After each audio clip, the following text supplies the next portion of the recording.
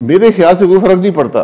फैसला इलेक्शन करवाना election commission का काम है। मैं डेट नहीं दे सकता, वो सिर्फ जावेद लतीफ साहब देते हैं, वो तो आप उनसे आप राय ले सकते हैं। यकीन नहीं, वो आके ऑर्गेनाइज करेंगी, उनके जिम्मे ऑर्गेनाइजेशन लगी है, आके ऑर्गेनाइज करेंगी पार्टी को। नहीं सर, इलेक्शन कैंपेन तो जब आएगी तो उसमें भी वो भी हिस्सा होंगी, और मेरा ख्याल है कि मियां साहब भी उस वक्त तक आएंगे प्रोविंशियल असेंबली के इलेक्शन। जी मेरा ख्याल है, ये मैं डेट नहीं दे सकता, वो सिर्फ जावेद लतीफ साहब देते हैं, वो तो आप उनसे आप राय ले सकते हैं। सर इलेक्शन जो है होंगे प्रोविंशियल असेंबलीज के वक्त पे? जी 90 दिन के अंदर होने चाहिए।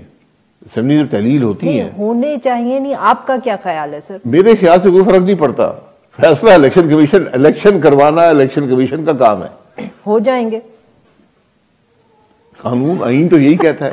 मैं कोई ये सवाल आप जावेद लतीफ साहब से पूछा करें। सर अब हमारे पास जो बंदा आता है हमने उसी से पूछना है, उनको बुला लेना। बहुत बहुत शुक्रिया।